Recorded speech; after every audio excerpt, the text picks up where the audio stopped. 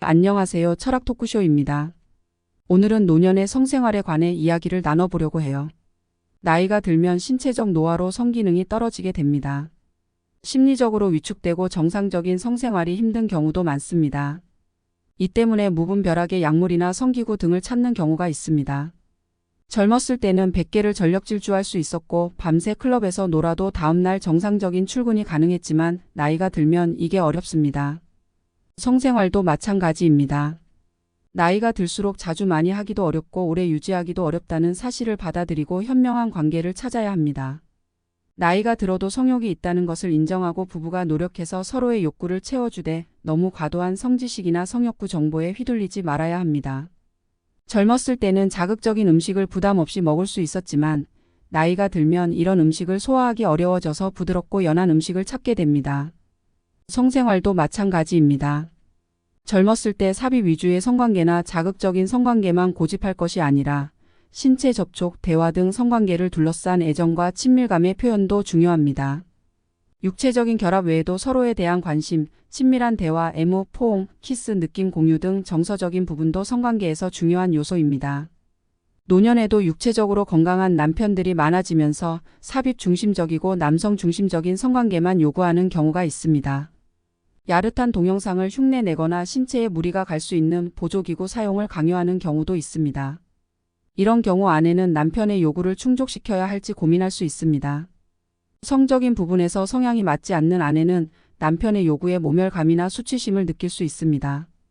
따라서 부부간에 맞는 방식을 찾는 것이 중요합니다.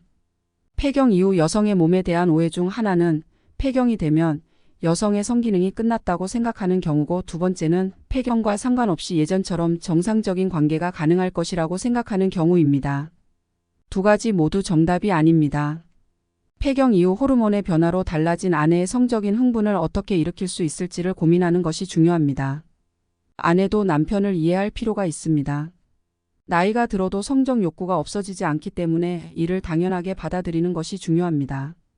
미국 노년학회에서 65세 이상 기혼 남녀를 대상으로 한 연구에 따르면 한 달에 한 번 이상 성생활을 한 노년 부부의 경우 60%가 전반적인 행복도 조사에서 행복하다고 응답했고 80%가 결혼 생활에 매우 만족한다고 답했습니다. 반면 지난 1년간 성관계를 하지 않은 노년 부부의 경우 행복하다고 응답한 비율은 40%, 결혼 생활에 매우 만족한다고 답한 비율은 59%에 불과했습니다. 이는 나이가 들어도 성관계를 유지하는 것이 부부간의 행복감을 높이는 비결임을 보여줍니다. 성관계는 부부 사이의 행복뿐만 아니라 신체적인 활력도 줍니다. 무리하지 않은 성관계는 그 자체로 근육 운동이기 때문에 효과적인 건강법입니다. 노년의 성생활이 건강에 좋은 이유는 다음과 같습니다. 1. 혈액순환에 좋다. 2. 노화 치매 건망증 진행을 억제한다. 3. 우울증 치료에 효과적이다.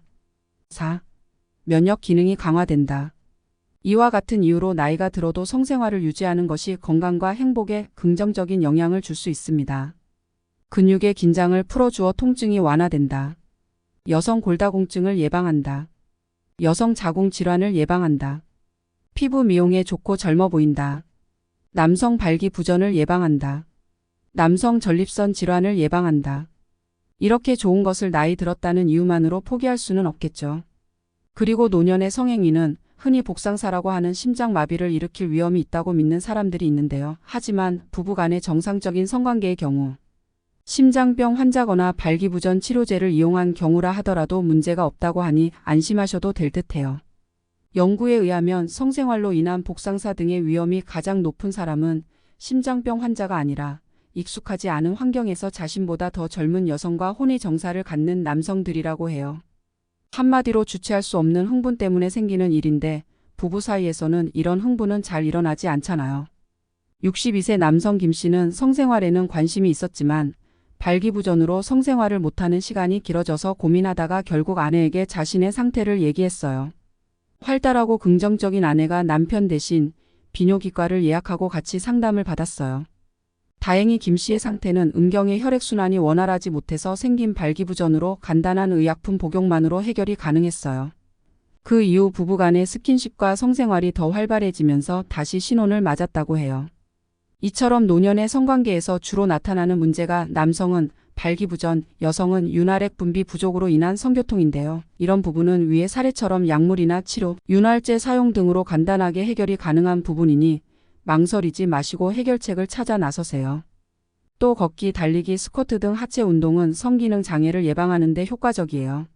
항문을 조이는 케겔 운동은 요실금을 줄이고 성감을 높일 수 있다고 알려져 있어요. 골반 근육을 조이는 케겔 운동은 항문에 빨대를 꽂은 것처럼 상상하고 항문에 빨대를 통해 물을 지그시 빨아당긴다는 느낌으로 항문을 천천히 조였다가 푸는 것을 반복하면 돼요. 노년에는 부부 간의 성욕 차이가 분명히 있기 때문에 성생활 횟수나 방식에 관해서 대화를 통해 조율할 필요가 있어요.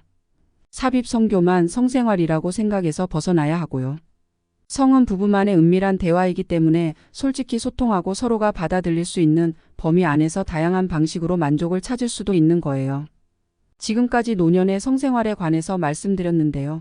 미국의 배우 조셉 베리원은 성생활에 관해서 아주 적은 양의 시간이지만 엄청나게 많은 양의 곤란함을 야기하는 것이라고 재치 있게 표현했어요. 그만큼 절제와 노력이 필요한 부분이라는 거겠죠.